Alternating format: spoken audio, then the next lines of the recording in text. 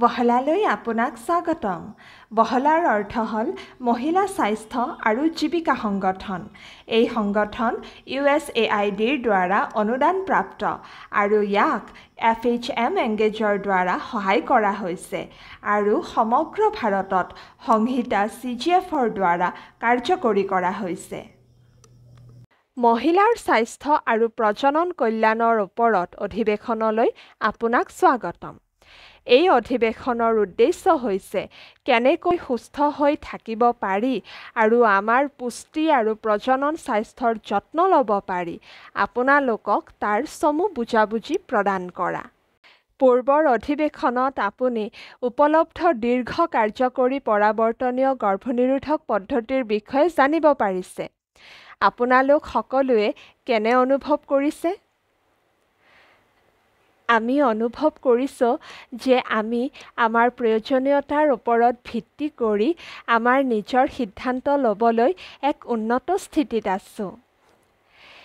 LARCৰ ওপৰত দিয়া আচৰিত ব্যাখ্যাৰ বাবে ধন্যবাদ মেডাম। গতিকে এতিয়া আমি নাৰী হিচাপে কেনেকৈ সুস্থ হৈ থাকিম আৰু নিজৰ যত্ন ল'ম চাবলৈ আগবাঢ়ি যাওঁ আহক। সেইটো বৰ ভাল হ'ব। এই অধিৱেশনত আমি তলত দিয়া প্ৰশ্নবোৰৰ উত্তৰ দিম। মহিলাৰ স্বাস্থ্য আৰু সুস্থতাৰ বাবে পুষ্টি কিয় গুৰুত্বপূৰ্ণ? সুষম খাদ্য কি? পুষ্টিৰ অভাৱৰ পৰা হাত সাৰিবলৈ কি মূল পুষ্টিকৰ উপাদানৰ প্ৰয়োজন? ঋতুস্ৰাৱ আৰু প্ৰজনন স্বাস্থ্য বজাই ৰখাত পুষ্টি কেনেদৰে সহায় কৰে? যৌন সংক্ৰমণ কি? STIৰ লক্ষণসমূহ কি? STIৰ পৰা হাত সাৰিবলৈ নিৰাপদ যৌন পদ্ধতি কি? গতিকে আমি সুস্থ হৈ থকাটো কেনেকৈ নিশ্চিত কৰিম? ভালদৰে খোৱা-বোৱা কৰি মোৰ ধাৰণা। ভালেই কৈছে। আপুনি নিশ্চয় শুনিছে যে স্বাস্থ্য হৈছে ধন। সুস্থ হৈ থকাৰ অৰ্থ হ'ল আপোনাৰ স্বাস্থ্য বা পৰিয়ালৰ স্বাস্থ্যৰ বাবে আপুনি কাম বা শিক্ষাৰ পৰা বঞ্চিত নহয়। আইৰণ, কেলচিয়ামৰ অভাৱ হোৱা খাদ্যইও ভাগৰুৱা ভাৱ আৰু দুৰ্বলতাৰ সৃষ্টি কৰে। আমি শাক-পাচলিকো আমাৰ খাদ্যৰ অংশ কৰি তুলিব লাগে। শাক-পাচলি বা আইৰণৰ অভাৱ থকা আহাৰৰ ফলত আইৰণৰ অভাৱ ৰক্তহীনতা হ'ব পাৰে।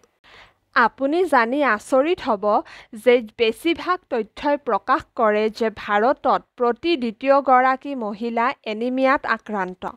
গৰ্ভৱতী মহিলা আৰু কিশোৰ-কিশোৰীসকল ৰক্তহীনতাৰ দ্বাৰা অধিক আক্ৰান্ত আৰু প্ৰভাৱিত হয়।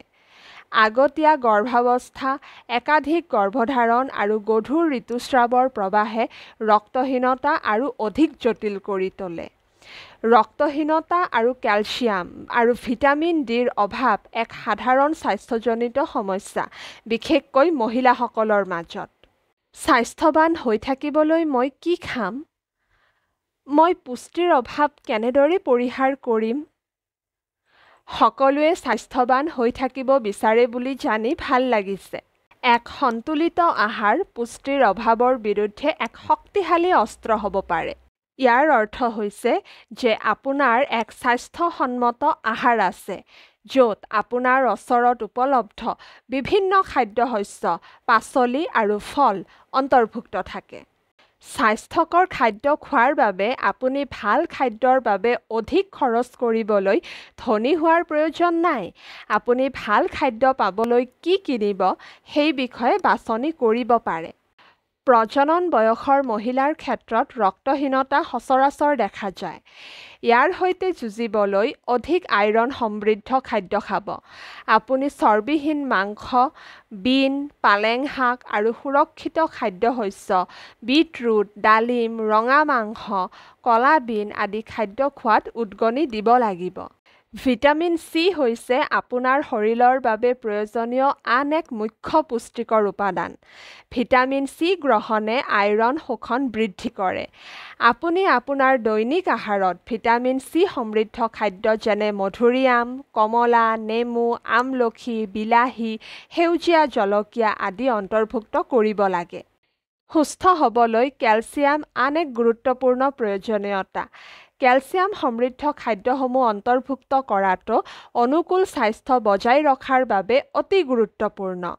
কেলছিয়াম সমৃদ্ধ খাদ্যৰ উদাহৰণ হ'ল দুগ্ধজাত সামগ্ৰী, গটা শস্য যেনে ৰাগী, বাদাম আৰু তেলবীজ, তিল, চিয়া গুটি, শণৰ গুটি, আখৰোট, চীনাবাদাম, ব্ৰকলি, ভেন্দি, মিঠা আলু, চজিনা, কাঠবাদাম। এই কেলছিয়াম সমৃদ্ধ খাদ্যসমূহে হাড়ৰ স্বাস্থ্য আৰু সামগ্ৰিক কল্যাণ সমৰ্থন কৰাত উল্লেখযোগ্য ভূমিকা পালন কৰে। Vitamin D. ভিটামিন ডিৰ পৰ্যাপ্ত পৰিমাণ নিশ্চিত কৰাটো বিভিন্ন শাৰীৰিক কাৰ্যৰ বাবে অতি প্ৰয়োজনীয়। ভিটামিন ডি সমৃদ্ধ খাদ্য হ'ল পনীৰ, যকৃত, হালধীয়া কণীৰ কুহুম, কাঠফুলা, ফৰ্টিফাইড গাখীৰ, শস্য আৰু ৰস, মাছ, চালমন, টুনা ইত্যাদি। ইয়াৰ উপৰিও সূৰ্যৰ পোহৰৰ সংস্পৰ্শলৈ আহিলে শৰীৰত ভিটামিন ডিৰ প্ৰাকৃতিক সংশ্লেষণত অৰিহণা যোগাব পাৰে। যদি আমি খাদ্যৰ জৰিয়তে এই অভাৱসমূহ প্ৰতিৰোধ কৰিব নোৱাৰোঁ, তেন্তে কি হ'ব? কেতিয়াবা কেৱল খাদ্যৰ জৰিয়তে ৰক্তহীনতা, কেলছিয়াম আৰু ভিটামিন ডিৰ অভাৱ দূৰ কৰাটো সম্ভৱ নহয়। সেয়েহে আইৰণ আৰু folic acid, vitamin C, calcium আৰু ভিটামিন ডিৰ পৰিপূৰক গ্ৰহণ কৰাটো প্ৰয়োজনীয় হ'ব পাৰে। পুষ্টি আৰু প্ৰজনন স্বাস্থ্যৰ মাজত কোনো সম্পৰ্ক আছে নেকি? ঋতুস্ৰাৱৰ স্বাস্থ্যৰ বিষয়ে কি ক'ব পাৰি? হয়, সুপুষ্টিপ্ৰাপ্ত শৰীৰ মাতৃত্বৰ বাবে ভালকৈ প্ৰস্তুত হয়। পুষ্টিহীন শৰীৰৰ ফলত ৰক্তহীনতা হ'ব পাৰে। ইয়াৰ ফলত সংক্ৰমণৰ সম্ভাৱনা আৰু বৃদ্ধি পাব পাৰে। প্ৰসৱৰ সময়ত জটিলতা আৰু জন্মৰ সময়ত কম ওজনৰ কেঁচুৱা আৰু নৱজাতকৰ মৃত্যুৰ সম্ভাৱনা বৃদ্ধি হ'ব পাৰে। সুস্থ শৰীৰ আৰু দুয়োটা গৰ্ভাৱস্থাৰ মাজত পৰ্যাপ্ত ব্যৱধান থকাটো গুৰুত্বপূৰ্ণ। প্ৰথম গৰ্ভাৱস্থাত পলম কৰিলে সামগ্ৰিক স্বাস্থ্য উন্নত হয় আৰু ভৱিষ্যতৰ গৰ্ভাৱস্থাৰ বাবে আপুনি সাজু হৈ উঠে। আপুনি প্ৰজনন স্বাস্থ্যৰ কথা উল্লেখ কৰিছিল। আপুনি আমাক আৰু অধিক ক'ব পাৰিবনে? হয়, অৱশ্যেই। ব্যক্তিগত আৰু ঋতুস্ৰাৱৰ পৰিষ্কাৰ পৰিচ্ছন্নতাকে ধৰি পৰিষ্কাৰ পৰিচ্ছন্নতাৰ জ্ঞান মহিলাৰ স্বাস্থ্যৰ বাবে গুৰুত্বপূৰ্ণ। আপোচ কৰা পৰিষ্কাৰ পৰিচ্ছন্নতা আৰু অসুৰক্ষিত যৌন অভ্যাসৰ ফলত প্ৰজনন নলীৰ সংক্ৰমণ, মূত্ৰনলীৰ সংক্ৰমণ আৰু যৌন সংক্ৰমণ হ'ব পাৰে। আপোনাৰ প্ৰজনন স্বাস্থ্য সুৰক্ষিত কৰাৰ বাবে প্ৰতিৰোধৰ কৌশল আৰু নিয়মীয়া স্বাস্থ্য পৰীক্ষাৰ গুৰুত্ব বুজি পোৱাটো জড়িত হৈ থাকে। যৌন সংক্ৰমণ, যাক STI বুলিও কোৱা হয়, হৈছে যৌন কাৰ্যকলাপৰ সময়ত এজন ব্যক্তিৰ পৰা আন এজন ব্যক্তিলৈ সংক্ৰমণ হ'ব পৰা সংক্ৰমণ। যিকোনো ব্যক্তিয়ে যদি অসুৰক্ষিত যৌন সম্পৰ্কত লিপ্ত হয়, তেওঁ STIত আক্ৰান্ত হোৱাৰ আশংকা থাকে। STI হোৱাৰ সম্ভাৱনা হ্ৰাস কৰিবলৈ যৌন কাৰ্যকলাপৰ সময়ত কণ্ডম নিৰন্তৰভাৱে ব্যৱহাৰ কৰাটো আৰু যৌন সংগীৰ সংখ্যা সীমিত কৰাটো গুৰুত্বপূৰ্ণ। যদি তাই সন্দেহ কৰে যে তাইৰ STI হৈছে, তেন্তে তাই আৰু তাইৰ সংগীৰ বাবে তৎকালীন স্বাস্থ্য চিকিৎসাৰ পৰামৰ্শ লোৱাটো অতি গুৰুত্বপূৰ্ণ। STIৰ লক্ষণসমূহ কি কি? STIৰ বিভিন্ন লক্ষণ আছে। STIৰ লক্ষণবোৰৰ ভিতৰত আছে যোনিৰ অস্বাভাৱিক স্ৰাৱ, খজুৱতি, বিষ, ঘাঁ, পেটৰ তলৰ বিষ, যৌন সম্ভোগৰ সময়ত বিষ। হয়, আমি কেতিয়াবা এই লক্ষণবোৰ অনুভৱ কৰোঁ। আমি ইয়াক কেনেকৈ ৰোধ কৰিব পাৰোঁ? ইয়াৰ প্ৰতিৰোধৰ কেইটামান উপায় আছে, যেনে কণ্ডম ব্যৱহাৰ কৰা, যৌন সংগমৰ পিছত চাফা কৰা, যৌন সম্পৰ্কৰ পিছত প্ৰস্ৰাৱ কৰা, ডাউচিং এৰাই চলা। আন এটা সাধাৰণ সংক্ৰমণ হ'ল প্ৰস্ৰাৱৰ সংক্ৰমণ বা UTI। UTIৰ লক্ষণসমূহ হ'ল প্ৰস্ৰাৱ কৰাৰ সময়ত বিষ বা জ্বলা পৰা, সঘনাই প্ৰস্ৰাৱ কৰা, মূত্ৰাশয় খালী হৈ থকাৰ সময়তো প্ৰস্ৰাৱ কৰাৰ হেঁপাহ অনুভৱ কৰা, প্ৰস্ৰাৱত তেজ থকা, উৰু বা পেটৰ তলৰ অংশত চাপ বা ক্ৰেম্পিং। UTI আৰু RTIৰ সম্ভাৱনা হ্ৰাস কৰাৰ কেইবাটাও উপায় আছে। প্ৰজনন স্থান দৈনিক পৰিষ্কাৰ কৰিব। সন্মুখৰ পৰা পিছলৈ পৰিষ্কাৰ কৰিব বা মচিব। যৌন সম্পৰ্কৰ পিছত 20 মিনিটৰ ভিতৰত প্ৰস্ৰাৱ কৰিব। প্ৰচুৰ পৰিমাণে পানী খাওক যাতে আপোনাৰ ব্যৱস্থা প্ৰণালীৰ মাজেৰে তৰল পদাৰ্থ সদায় বাহিৰলৈ ওলাই যায়।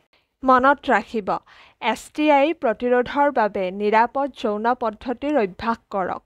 যৌন কাৰ্যকলাপৰ সময়ত STIৰ পৰা সুৰক্ষাৰ বাবে কণ্ডম ধাৰাবাহিকভাৱে ব্যৱহাৰ কৰক আৰু যৌন সংগীৰ সংখ্যা সীমিত কৰক। যদি কোনো মহিলাই তেওঁৰ STI হোৱা বুলি সন্দেহ কৰে, তেন্তে তেওঁ আৰু তেওঁৰ সংগীৰ বাবে তৎকালীন পৰীক্ষাৰ বাবে যোৱাটো গুৰুত্বপূৰ্ণ। এতিয়া যেতিয়া আপুনি STI, UTI আৰু RTIৰ পৰা কেনেকৈ আঁতৰি থাকিব পাৰি সেই বিষয়ে সচেতন হৈ পৰিছে, আপোনালোক সকলোৰে কেনে অনুভৱ হৈছে? বৰ ভাল লাগিছে। আমি এতিয়া আমাৰ স্বাস্থ্য ভালদৰে পৰিচালনা কৰিব পাৰিম। আমি ইনষ্টল কৰা আস্ক নিভি এপত এই তথ্য বিচাৰি পামনে? হয়, সেয়া এটা ভাল পৰামৰ্শ। আপুনি আস্ক নিভিত অধিক বিৱৰণ বিচাৰিব পাৰিব। আস্ক নিভি এপত প্ৰৱেশ কৰাৰ পিছত এটা মেনু প্ৰদৰ্শিত হ'ব। STIৰ বিষয়ে জানিবলৈ 4 লিখক আৰু চেণ্ড টিপক। ৰোগৰ তালিকা এখন ওলাব। আপুনি জানিব বিচৰা নম্বৰটো টাইপ কৰক। আপোনাৰ তথ্য প্ৰদৰ্শিত হৈছে। ধন্যবাদ।